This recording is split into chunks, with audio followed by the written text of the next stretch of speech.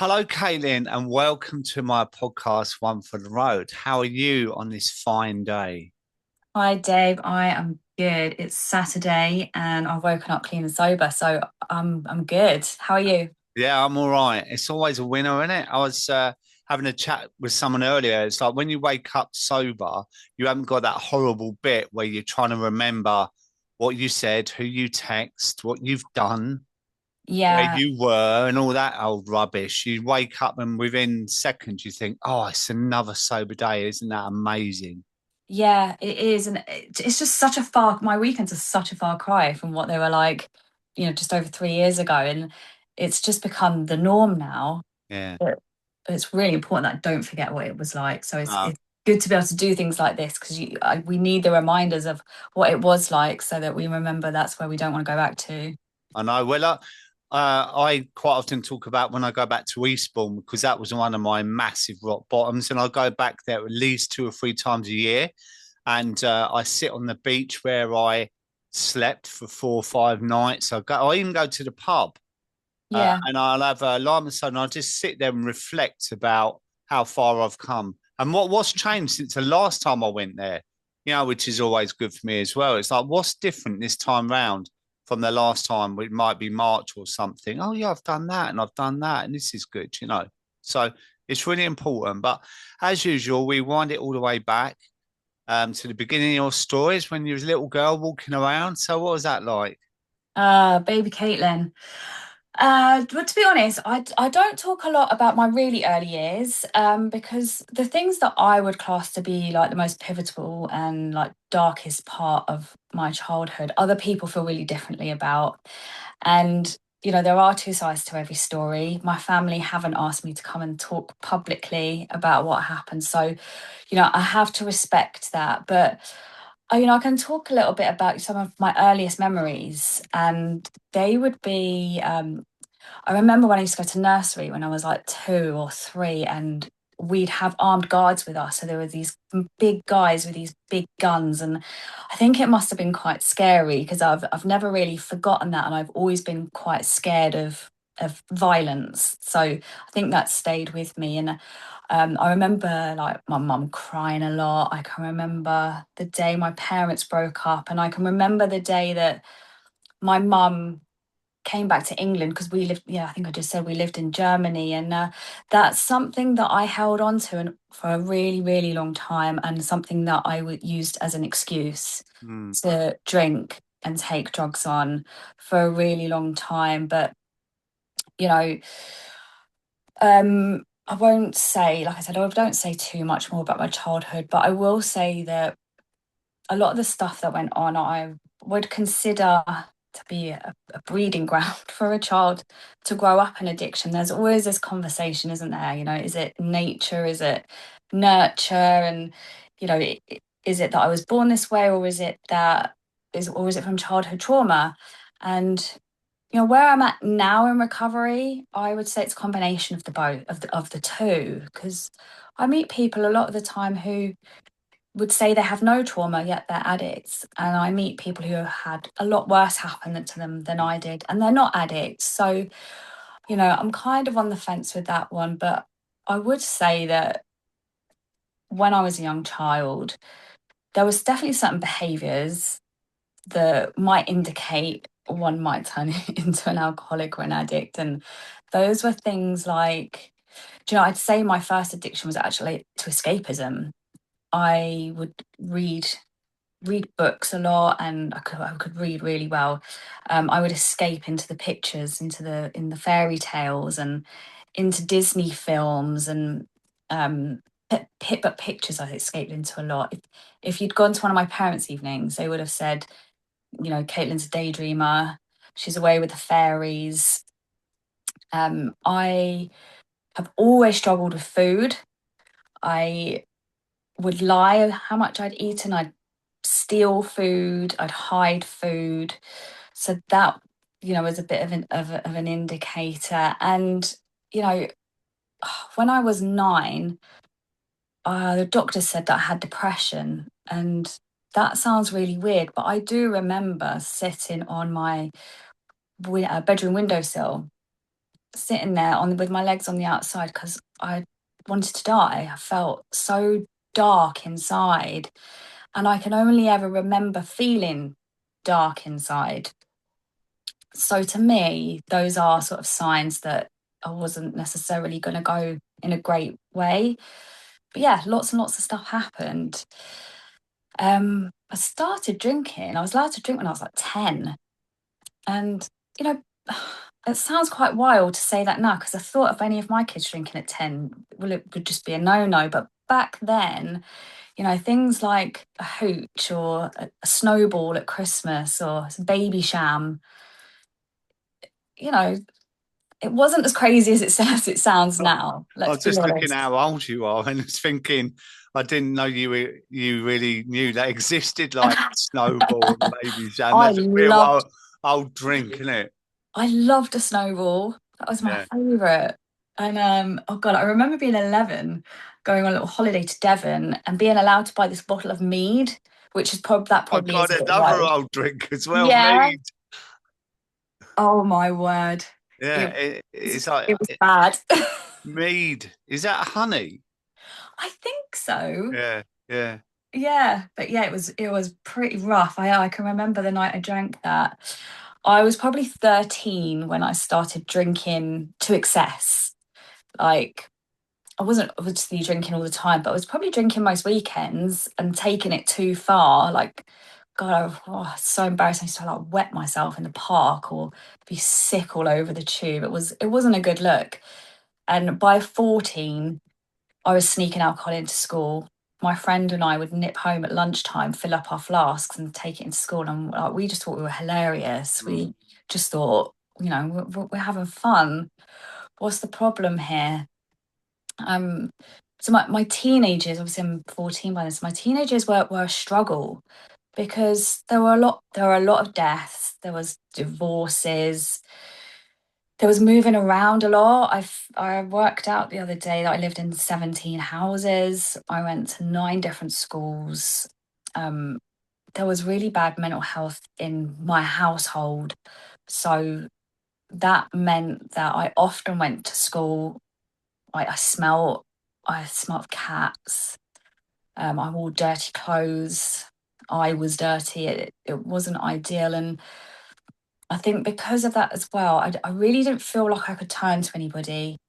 I had to be the adult for a really long time. It was my responsibility, or I felt that it was my responsibility to not only make sure that I was okay, but to make sure that everyone else was okay around me. And I do think that that's probably where some of my controlling behaviors were formed, and maybe my lack of tolerance of other people was probably formed. And when I was 15 and I tried weed for the first time, that was like a light bulb moment for me. I fell in love with it straight away.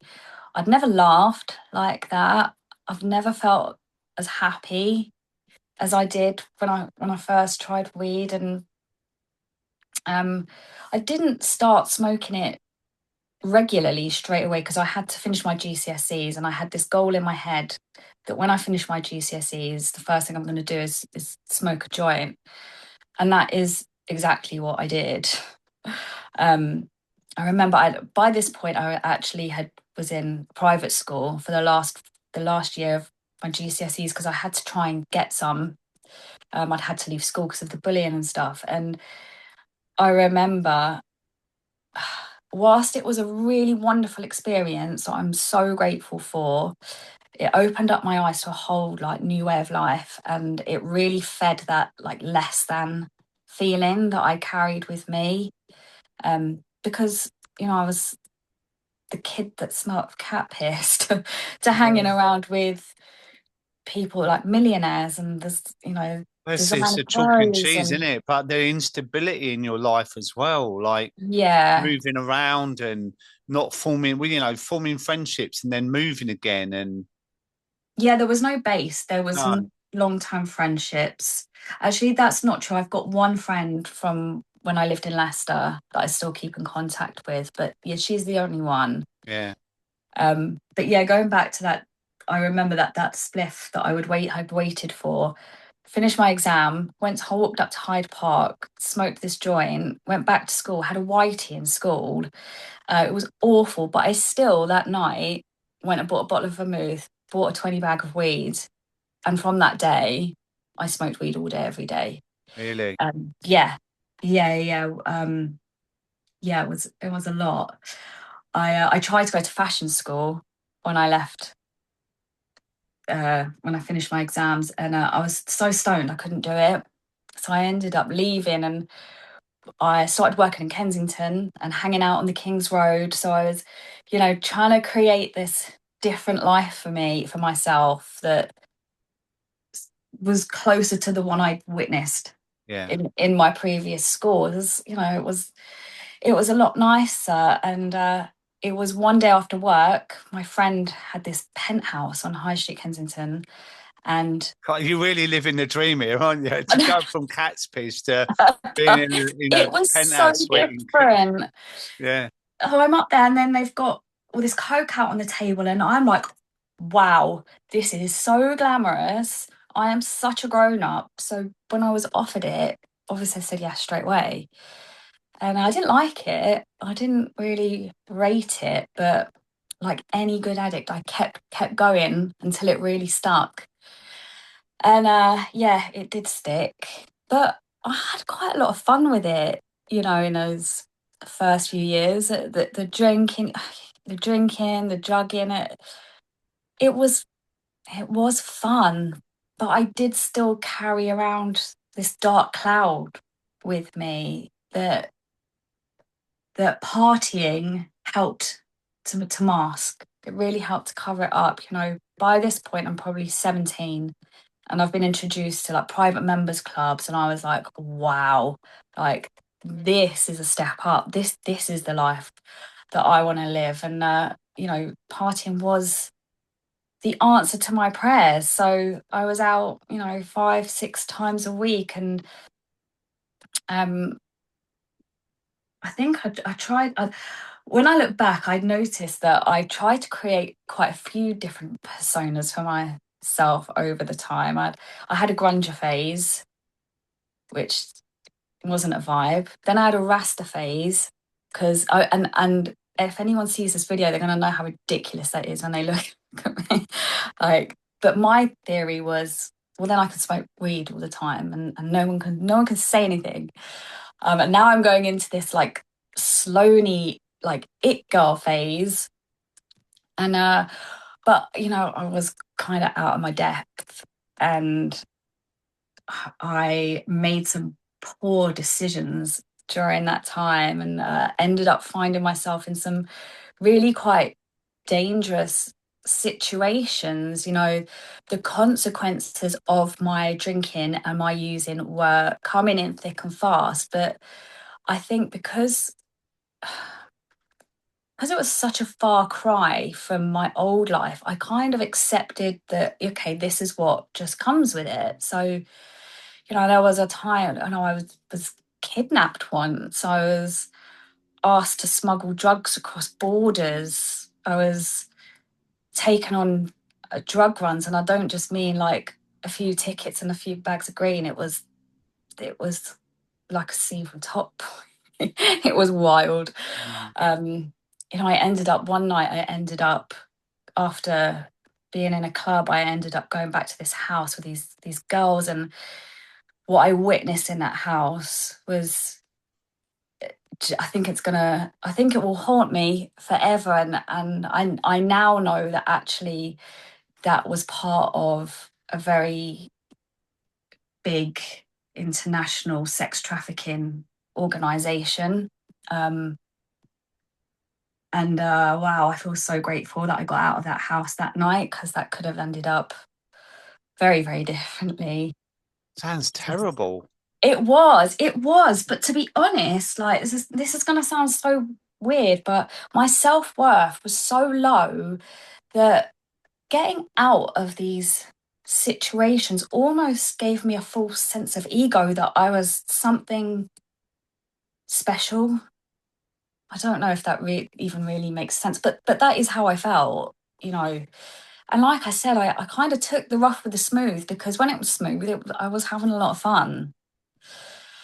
Um, but by 19, I definitely realized something wasn't quite right, because I used and drank more than most of my friends, and I went to further extremes to get hold of them as well. And actually, I'd read two books when I was about that age. One was Rachel's Holiday by Marion Keyes, and the other was a Daniela Westbrook autobiography. And I could see myself in both of those books. And at the time, I thought, oh shit, okay, maybe there's something not quite right about me here. But as we do, put it to one side, because it didn't suit me to take that on board at that age. And, when I look back at some of the behaviors of that time, I'm quite surprised. I used to snog old men in China White. I was 17 just to get free tables, champagne, drugs. And when I think back at that now, like, that's kind of a form of selling yourself, isn't it? But it was always laughed off as Caitlin will take one for the team. Caitlin's just taking one for the team. And so, we made a joke out of it, but now I'm like, God, if I saw my daughter doing that, I'd be horrified. The amount of poor taxi drivers as well that heard my entire self-pity party story. Yeah, I feel sorry for them. That it's that age-old saying, isn't it? If you had my life, you do what I did. I said that quite a lot during those years. But I got a new job. I was an estate agent in Fulham, and I was doing really well. I was still partying, and I did go into work intoxicated sometimes, but I was doing quite well. And then I found myself in a difficult situation, and I found out I was pregnant. So, I stopped everything, and I was okay. I didn't feel any yearning. I mean, I remember I really wanted champagne, but I just drank loads of Diet Coke instead, and that kind of solved that problem for me. And I always say that having her like saved me. And whilst it didn't stop me doing what I was doing, it definitely changed the trajectory of my life. Yeah. And it definitely helped. Over the next 2 years, I could count on one hand how many times I drank or took drugs. I really wasn't interested until I found myself coming out of that difficult situation. And I kind of went from being shut in my house and not seeing any of my friends to all of a sudden I've got a say in who I see, where I go, what I do. And so when my daughter wasn't with me at the weekend, I'd go out. I started partying again. I went back to all those clubs that I used to go to before. And I really liked it. I felt like I had my power back. But actually what happened is that I just lost all my power. In the end, over the next 13 years, it was a complete loss of power. And by 25, I've had another baby. No, I'm having another baby. And a week into that pregnancy, I noticed a big difference to how I felt the first time. I really, really struggled. A week in, and I'm climbing the walls. I'm like, I really need to get high. I need to drink. I didn't, but what I did do is I still went out partying. I'd seen pictures of Katie Price coming out of nightclubs pregnant, and I thought, like, that looks really cool. That's what I want to do. So that's what I did. And I would have like one or two drinks, but I could leave it at that. But the day I took him home from hospital, all I remember from that day is drinking bottles of champagne. I don't remember holding my baby like I should have done. Other people did that whilst I drank. And I remember somebody holding my baby and saying, "That's your mum. She likes to drink and smoke." And I thought, how fucking dare you? But she was completely right. And I hope I can let go of the guilt of that one day. That's one of the few places I do hold that. I think probably talking about it will help, and there are probably a lot of people that relate to it as well and don't talk Yeah, about it. but this is why I tell my story, Dave, because I know there's a lot of women out there like me who are doing what I was doing, but they either don't realize it's a problem yet, or they're too scared to admit it, Mm, and definitely too scared to ask for help, because we're the mums, we'll lose our kids. yeah. That's the thinking that's out there. So it's really important for me to just make sure I'm really honest Well, yeah, and when I do thank these you for that as things. well. And what do you think was different with your son then? Because you say like as soon as he was born, it's Mm. almost like you was let out again, and it's like clinging on to that day you could drink again. I think that I had more freedom the second time round to be more what I called Caitlin. Yeah. I wouldn't have got away with doing that the first time. And I think, addiction is progressive, isn't it? It's definitely not regressive. Mm, It only gets worse, it never gets better. So I think that's probably why by that point, this is 5 years after my first pregnancy. I think that's why it was probably more difficult. I He was 3 weeks old when I picked up again. And I was actually quite proud of myself. It's mad, isn't it? I was proud of myself that I got to 3 weeks without wanting to. So by this point, I've got 2 kids. I'm working part-time. I'm managing very little sleep, very little food as well. Food's always been an issue for me, and people are starting to sort of notice that I'm very unwell, and I'm trying to navigate using and drinking around being a mum and this act that that everything's okay. You know, and because I think that this whole mummy wine culture thing as well, that's quite a convenient thing to hide behind, because if it was a work day, for example, I could cook the dinner. When I was cooking dinner, I can start drinking because mums have a glass of wine when they cook dinner, don't they? Like, that's really normal. When I wasn't working and they'd be at nursery or school, I'd meet my friends for lunch and I'd start drinking then. But on those days, I'd have to then navigate picking the kids up from school because I'm tipsy. I'm never going to have one glass of wine. mm, Walking home with them, and okay, great, I didn't drive with them, but it's still not ideal walking your kids home and you're pissed, is it? Let's be honest. And I'd be just holding on for dear life for them to go to bed so that I could carry on. I'd almost be wishing them, mm. can you just like go away, go to bed so I could carry on? And the truth is, I didn't always wait until they went to bed. I'm just being honest, I'm really not proud of that, but it is the truth. Um, by this time, I'd say I'm probably starting to prefer to drink and take drugs by myself. Um, what I thought was drinking and using in peace was actually paranoia, psychosis, thinking someone's trying to get into my flat, freaking out every time a siren goes past. And as you know, when you live in London, there's a whole lot of those. Um, trying to navigate getting around the flat without going on the creaky floorboards because I don't want anyone to hear me. Trembling yet being frozen in fear at the same time. And I was disgusting. I used to like wee in buckets and be sick out of my window because I was just too scared that if I left my room, somebody in one of the other flats or outside my house is going to know that I'm up and what I'm doing. And So was that from the drugs, like, yeah, or a combination, or yeah. I mean, my main things were obviously was alcohol, coke, and weed. So I would imagine it was a combination, but I'd quite often I could take coke without drinking. I didn't need to drink to take coke, but I wouldn't drink without doing coke. And I always smoked weed. That was a non-negotiable. yeah? Um, but I really thought I was one of the lucky people that was getting away with it. I didn't think I had any negative side effects of my drinking and using, but Well, even though you was paranoid at night, yeah, yeah, it's mad, yeah, isn't it? yeah. But aren't we mad?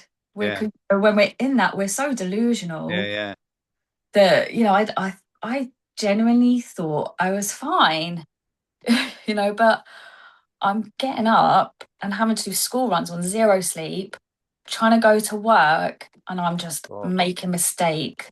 Life's becoming really unmanageable. I'm an emotional wreck, anxiety through the roof, depression. I couldn't go to the toilet without a line of coke because my body was starting to shut down, stop working properly. And I'd go to the doctors and tell them that part, but I didn't tell them anything about the drinking and the drugging. So, you'd get, oh, take some antidepressants, that will work. And obviously it just doesn't. And it was around that time that I can remember that fuck it moment where I flicked that switch where I was like, do you know what? I'm going to stop fighting this. I don't care. I'm just going to do what I want to do and I'll deal with the consequences after because that'll just be easier. But I don't need to tell you it wasn't. It was carnage. And by 29, I knew something had to change. This wasn't okay. This wasn't working.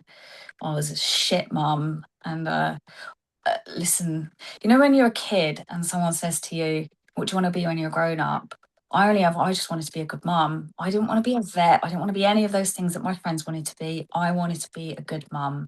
And I was like, this is not being a good mum. It isn't. And so I decided to go to Thailand and I flew out there with coke sweats because I'd been doing coke in the morning before I got on the flight. I drank the whole way there, and then I'm in major paranoia because I've seen far too many banged up abroads that I'm going to get there and there's some crumbs or the dogs are going to smell my sweat. So I got there and I was like, right, this is the new me. Obviously, I smoked weed, but this is the new me. And I came back a Buddhist. That was my next phase. Started going to Dharma classes at the temple, which I loved, but I'd always end up picking up afterwards and obviously drinking afterwards. Except one time I picked up on my way there because I was like, that's inevitable, Caitlin, you're going to pick up, so you might as well just get it now. And that was the one day his monk asked me for a lift.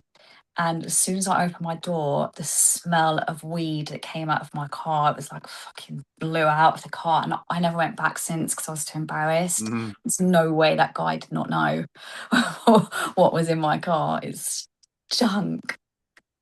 So yeah, the next idea was let's move out of London. That'll fix it.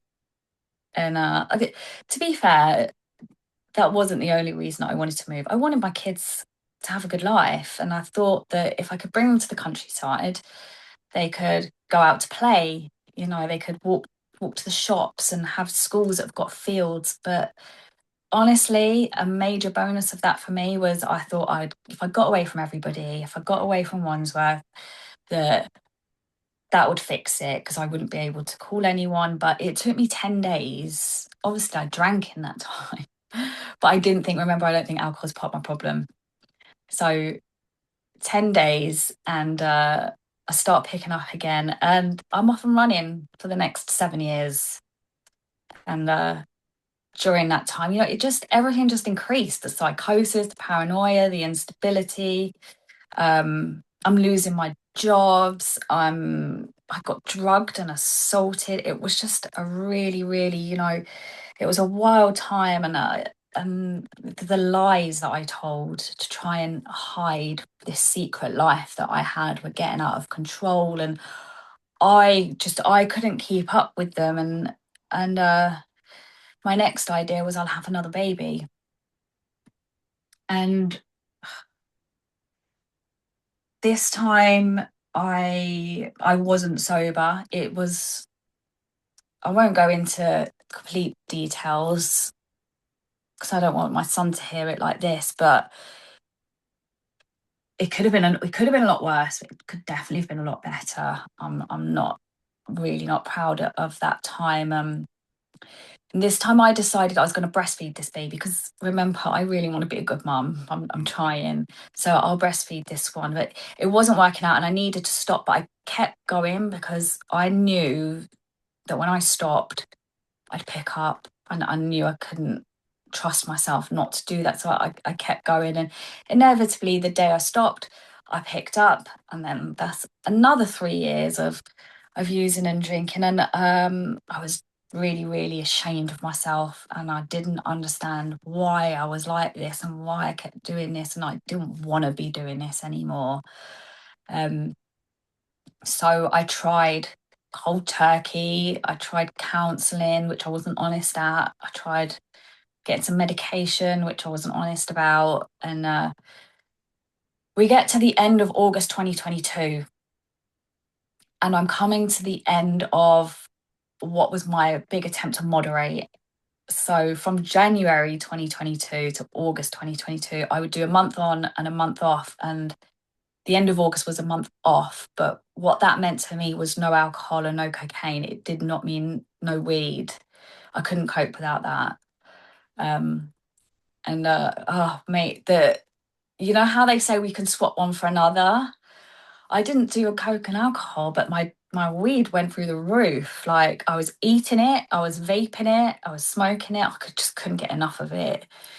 Um, and I was a bit of like I was a zombie. I was a mess, and I was getting really, really scared at the end of August because I knew that come the 1st of September, I know I'm going to pick up. I can't trust myself anymore. I can't trust my own bullshit. Can't trust the promises that I'm making to myself. So I was like, oh shit, what am I going to do? I don't want this anymore. And I'd love to tell you that like the end of my using was some like really interesting, cool story, but it really wasn't. It sounds a bit woo woo, but I was sitting in the garden, and it was like just me and the universe were like existed. Mm. And it was like, you got to fucking sort this out now. Like, this is the end. You are going to die. Your children are going to find you dead one morning if you carry on doing this. Like, I was killing my children's mum, and it was like, whoa, that's what I'm doing. I'm killing my children's mum. And I'd also scared myself, if I'm honest, because I had started to think about using stronger drugs. That scared me. And it was just like, boom, Caitlin, put your big girl pants on. You're gonna have to go and do everything in your power to go and get yourself sober, or this is it. This is your turning point. It's you're gonna die, or you can go and get sober. Like, which one are you gonna do? And I really, really wanted to be sober. I really did. Just couldn't do it anymore. Yeah, I was going to say that. That's what it sounds like. And I was thinking, if you could bag up all the emotions that you've just told us about over the years, do you know what I mean? The dilemmas, the different scenarios, the chaos in your life for years, constant chaos from a young girl, really. Yeah. I mean, you can frame it like I didn't have a particularly bad or good childhood and whatnot, but the constant moving around, the constant making friends, not you had no identity, did you? You didn't have enough time to form your own identity, let alone friendships, right? So No. and then you say you was a grunger, and then you was a Sloaney, then you was a Buddhist. It was like you were constantly searching and escaping with food, with drugs, with booze. I really relate to it, but I'm stressed hearing it. I'm like it's bringing me back to my addiction of complete carnage. The thoughts in my head of, oh my God, I've got to sort this out, and then not sorting it out. Not doing it. It was that same cycle Yeah, over and over again. I think this time, though, this time it felt different. It yeah. just felt different in my heart. I'd made loads of promises and loads of prayers to like, please God, please don't let me die tonight. Please don't let my kids find me dead. I promise I won't do it again tomorrow. And I'd get up and I would do it again. Mm. But this time felt different. And I remembered that about 6 years before this time, I had Googled what to do if you're taking too much drugs and drink, and 12 steps came up. So, I found a meeting, and I went to it, and I was really, really scared because I thought it was going to be full of like gross old men with no teeth and who smell and like weirdos, basically. Me then. No, not you. Uh, well, yeah, maybe you at the end, yeah. Um, no, but seriously, I remember putting full makeup on, getting really dressed up, hat on, because I didn't want them to think that I was like them. I wasn't as bad as them.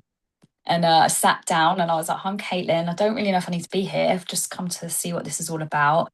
But I listened and I heard what people had to say, and they were saying things out loud that I thought, felt, and did, but would never have the balls to say it out loud. So that sort of goes back to why I try and be really honest, because without that honesty that I heard in that room that night, I don't know if I'd be here today. Mm. I needed that, and that's what other people need. And by the end of the meeting, I was like, "Hi, Caitlin. I think I'm an addict, and I'll be back next week." But in between that Monday and the following Monday, the 1st of September came, and I did pick up, and I had a massive blowout. It was really disgusting. I hated every moment of it. I couldn't even finish what I'd bought because I'd done so much. But the funny thing is crazy. This is where sometimes my addict head can come in sometimes. It will still say to me, what a fucking waste. Why did like Kate, like, honestly, I had the choice. I would not go back and finish it. So it's all right. But yeah, it's funny how my head can get me sometimes. But yeah, early recovery was tough as fuck. Yeah. It's not for the faint-hearted. It's really scary. I wouldn't wish it on my worst enemy. Having said that, I would wish it for anyone who is ready, because as horrible and as hard as it was worth every blood, Yeah. sweat, and tears that went into it. I would kind of say it's different for everyone, Yeah, of because course. like the irony is, right, and I was thinking about this earlier, was that you used to work in St John's Hill, right, in Wandsworth. Yeah. So I remember one particular night, and you were probably working there then. That I went into this crappy old pub. My son, I walked into Clapham Junction station and both drunk. And I walked up because I didn't want to go home. And I went in this old crappy pub up there and I was drinking, like they said, oh, it's a minimum card payment of 12.50 or whatnot. 2 pints of Stella. I was already slaughtered. Went to Sainsbury's. There's a little mini Sainsbury's there, isn't there? Yeah. And I went on along to the common and sat by a tree by Gordon Ramsay's house. And I was Yeah. just cursing by this tree, cursing and cursing. And I passed out by the tree, right? And then I woke up, somehow got home and woke up in the morning, face down on the floor, in my coat, covered in mud and whatnot. But in the meantime, you were working there, probably going through your own things. We might have walked past each other, and Yeah. and later on, we're both talking on air about then, and it always fascinates me about It's how life, the universe like how the brings universe brings you people in, together. right? And Yeah. So for cool. me, my early recovery, I was so sick of it Mm. that I remember going, I have got to throw every single chair at this, right? So I was really positive, and I didn't actually struggle in the first bit. It was later on that I struggled, because Okay. once I'd kind of beaten the booze, it was the emotional sobriety that it Mhm. hit me like a wall after a few months. It's like, I don't know who I am. Like, It sounds like you're describing what people talk about, the pink fluffy cloud. well, yeah, I mean, I was in the pink cloud and I was aware of that, but I'm a realist as well. But Mm. it got to a point, and I always say it's like learning to drive. When you first get in the car on your first lesson, there's all these things to do, right? And you don't know quite how to do them, and you have to practice, right? But for me, I got to a point it was like, for 40 years, I've been this certain, well, I wasn't even one person, I was several people because I shapeshifted around everyone, people pleasing. But then Mm. I was like, one day I got up and was like, I have no idea who David Wilson is. I've been Glugs, I've been Dave the Carpet on the 60-minute makeover show. I've been all these names, Pisshead, probably one, um, alcoholic. Relate. Yeah. And now, who am I? Actually, I've become sober Dave in the end. So I've always had a name. Yeah, But do you know what I mean? So I I do actually, know what you mean. But so I think it's quite individual to who you are, but like where you go into 12 steps, right? And that's really worked for you, isn't it? That has really worked for me. Yeah, it has, but it's not for everyone. Mm, But I do think it's what I needed. But do you know what I do like about the 12 steps is that when you go through the book, it does tell you in there to go out and explore other avenues of therapy and spirituality, and go out there and learn, do what you need to do, go and be you. It gives you that freedom to do that. A lot of people will say, oh, it's a cult. I don't know, man, there's a lot of freedom in it. I don't feel like it's a cult, but to each his own. Like, different things work for different people. You know what I'm wondering though with you, right? Yeah, Because you've skipped around so much, that the structure is what you needed. I needed the structure, and the accountability is Mm, definitely what I needed. You know, I had so many questions at the beginning. I didn't know what I was doing. I didn't know where I was, what planet I was on, and I needed a sponsor. Um, I remember at the beginning telling her I was far too busy to do all the suggestions that she gave me, and that I didn't have a problem with drink. But then I found out that once you stop drinking and taking drugs, you have loads and loads of time on your hands. And I'm finding empty vodka bottles hidden in my wardrobe, and the ones that I filled with water, and remembering the times when I couldn't do drugs on holiday. So I just drink loads instead. So I was like, okay, yeah, maybe I need to listen to this. And I saw people who had been where I was who were really well and happy. So I saw that it worked, but yeah, I absolutely needed, and I still do need the structure. Um, yeah, it wasn't just sort of the steps and the program that I did as well. It was we have what we call the principles, so living by spiritual principles. So I had to learn things like how to be honest, how not to manipulate people and situations to go my way, um, how to pay for things, how to be an adult, to put in boundaries, to respect boundaries. Getting sober has just been like the very, very beginning mm, of this recovery journey. And I needed to get sober before I could start doing mm. the rest of it. So yeah, it has worked really well for me. But yeah, I mean, there's loads of ways of getting sober, man. But I think it's really important that, like, if you want to get sober, that you have to take responsibility for it yourself. Mm, I hear a lot of people saying all the time, nobody's helping me. I've tried to do this and it didn't work. And I'm like, okay, well, what were you not doing then? mm. Like, I hear that a But lot. there's a lot of dry drunk behaviour as well, isn't it? Where Yeah. when they say, I've done a year and then I drank. It's like, what have you done in that year? If you've just not drank, Mm. that's not enough. Or they know, as we I think you probably see it a lot on social media. I'm sober a year, but I'm going to call you out and criticize you on the internet for everybody to see. To me, that is not recovered behavior. Mm. Well, you get it a lot, don't you? I do. I do get it a lot, but you know what? That isn't what I find difficult. I don't that I'm just like, okay, cool. Like, what, I can shrug that off really easily. What I find difficult is when people are really nice to me.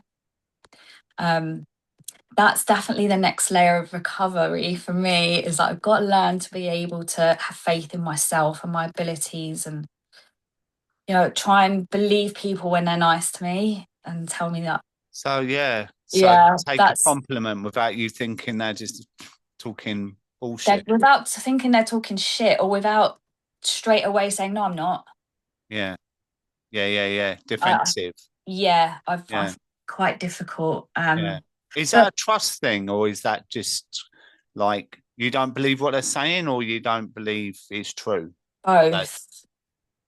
yeah. It's definitely both. But do you know what? Like, I'm okay with the fact that I still feel like that. I'm not panicking, because I've learned so many other things about myself so far on this journey. Rome was not built in a day. Recovery is an ongoing thing, but like recovery today is still doing everything that I did at the beginning. Yeah. But it's also like I sponsor women now, so I help them, and seeing a woman go from the absolute bottom Yeah. to blooming and being a great mom, like that makes me feel emotional, even just like saying it. That Mm. is beautiful. um I take meetings into women's prisons, Oh, so wow. that's amazing, and it's really Yeah. humbling as well, because I'd speak to some of these women, and the only difference between what they did and what I've done is that they accidentally hurt someone.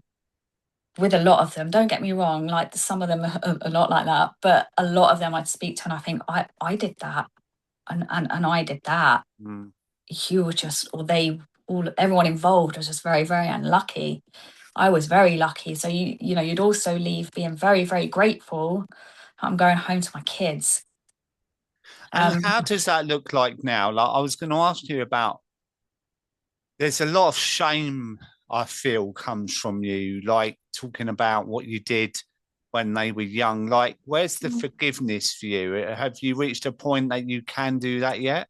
I have forgiven myself for a lot of it. Yeah, I have. I wasn't well. It's not what I wanted to Mm. do. And, I can't go back in time and I can't change any of what I did. But what I can do is put my all into being the best mum that I can be. And I do that. I, I put everything into, and sometimes that means working on myself so that I can then be the best version of myself for them. And sometimes it means exhausting myself, running around after them because I want to do everything that they need me to do. Um, I'm going to ask you a big question. I'll go for it. So, when I say it just felt like it was complete carnage, right? There's a lot Mm. in your story that resonates with me. So I wasn't so much into the drugs, or I wasn't a coke taker. Like, I took it the first time and it's like, is that it? And I Yeah. didn't push through, right? Because it's like, do you know what? I'm all right with booze because I know where I am with it and I don't need to be getting down, but I'm a different generation. So it was probably a little bit, well, Coke's always been around, but for me, it wasn't really in the scene at the time, right? So I didn't go down that avenue, but the carnage, and I'm like, why? You know, have you worked out why you tried to escape so much? Yeah. I mean, I think I kind of said it earlier on. Like I felt a void. I felt dark and heavy and unhappy for as long as I can remember. I really didn't like my life. There's lots of stuff that happened and went on that I haven't spoken about. Um, I didn't like myself.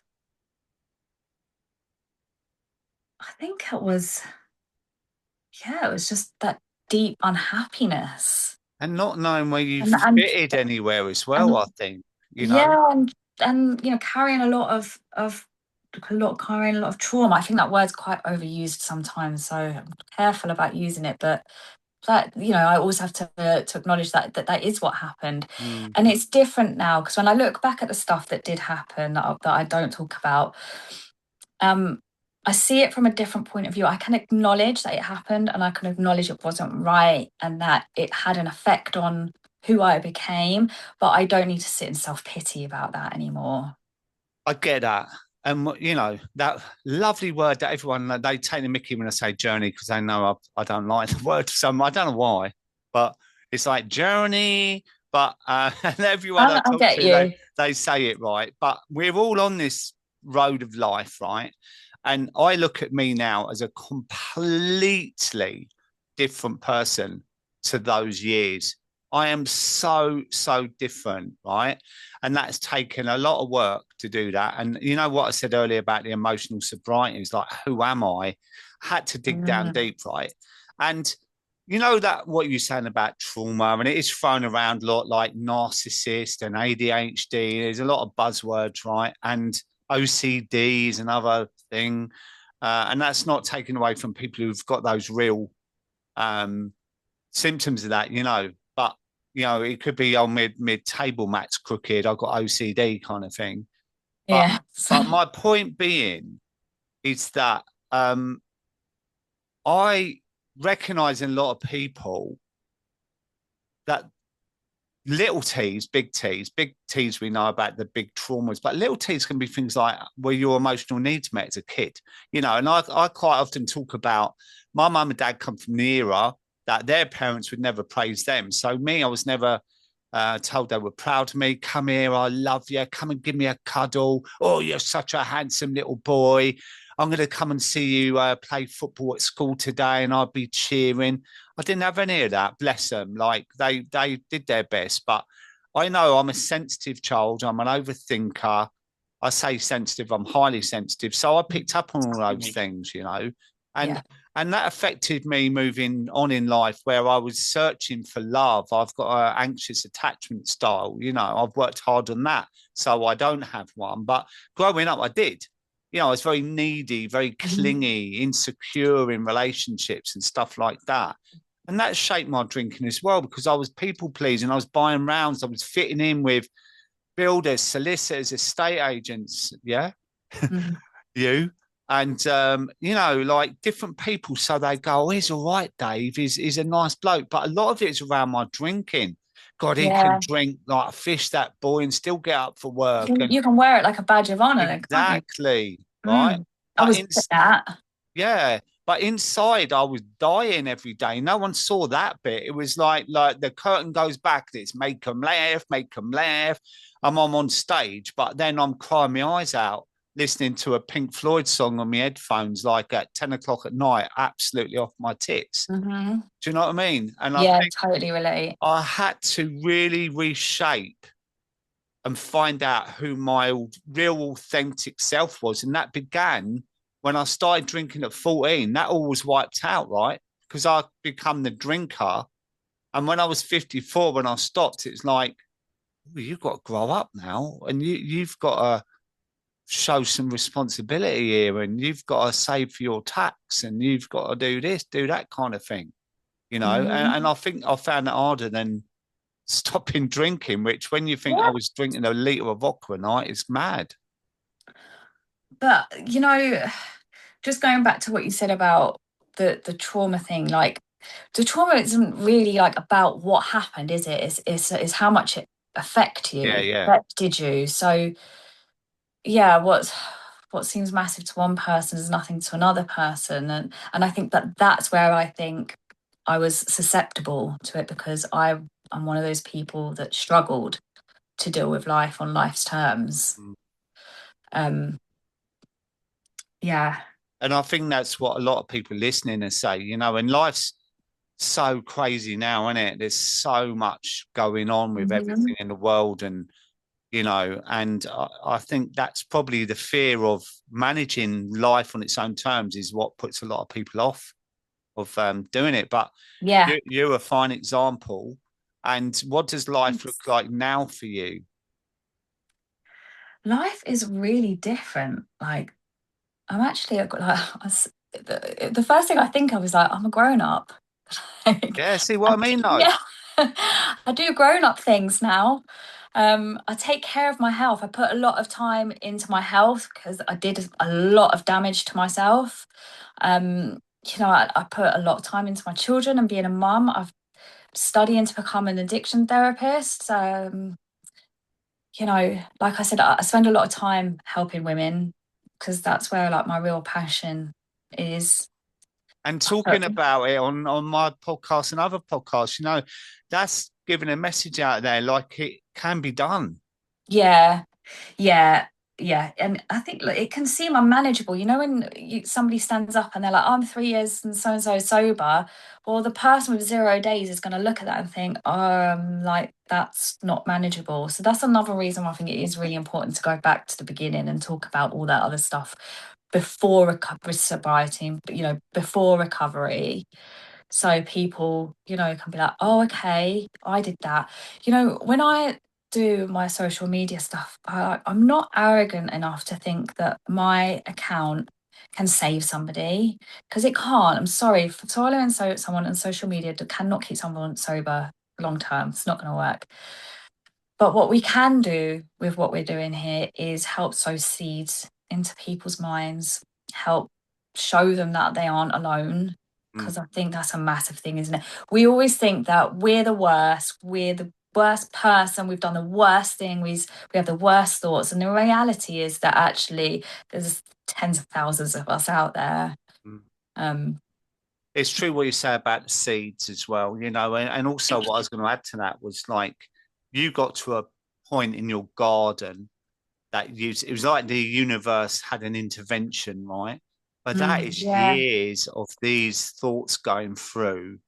Oh my God, I've got to sort my life out. And you just it hit a had to. point that it was that day. And I was like that, 7 years ago. It's like I had no plan on giving up. Like No. I kept saying I've got to change, I've got to stop, I've got to sort it out and whatnot. But it was one day, it was like that divine intervention of like, if you don't do it today, you are fucked. Yeah, here's your window of Yeah, opportunity. You better fucking take it. yeah, yeah. Because I was like you, like I wanted to be all right. I didn't want to, but I definitely didn't want to stop smoking weed. I just wanted to be able to smoke it like a normal person. Mm. And the weed was by far the hardest for me because I had all these ideas that it was, it's healthy, it's God's grown it, it's natural, it helps me meditate, it's medicine. And you know what, whilst that may well be the case for some people, and I do genuinely believe that, for somebody like me, it's really not.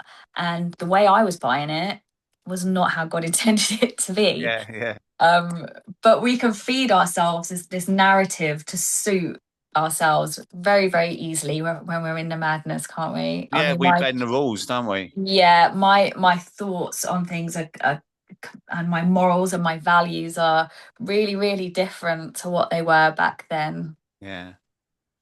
Kaylin, like I'm gonna struggle not to give you a compliment, right, after what you said, right? But I think you're amazing, honestly. I really do. I think you've turned your life around so incredibly well. And you do have a great social media account, and you speaking out on the behalf of other mums and that is just so important as well. Thank you. Keep on doing it. You're over 3 years clean now, aren't you? Yeah, 3 years, 3 months. Actually, what is it? 1,196 days. And yeah, I do count the days because they That's mean all a lot right. to me. That's all right. Each I, is a miracle considering where I came from. I'm still exactly. blown away by it. And you're never going back because we say, well, there's never no knowing that and that. But when people say that to me, I go, I don't want to go back. I genuinely don't want to ever No, go back to I that. don't. I don't even want to like every now and again look where something's not right, something's out of balance in my like emotional sobriety. I might have a thought of, oh, wouldn't it be really nice to go and do that? But very quickly Yeah. it's taken over by my second thought. Yeah. And I think, do you know what? I wouldn't even if I could safely do it, I just don't want to poison this temple. Mm. I've put a lot of work and time and effort into Yeah. regaining my health. I don't want to poison it, this body. No, no. And we know too much now, don't we, about it? Yeah.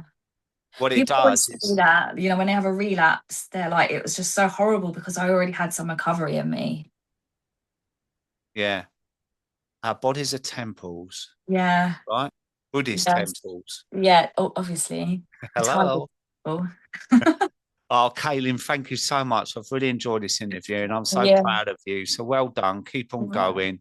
Thank you so much. I really, really appreciate you like putting your faith in me to, have me alongside your name and what you've built. It's Oh, it's it's an honor. I really appreciate it. Thank you. I take that compliment without blushing. Thank you. Thank you, Kaylin. Thanks, Lovely guys. to hear your story. Bless you. See you soon. See you later.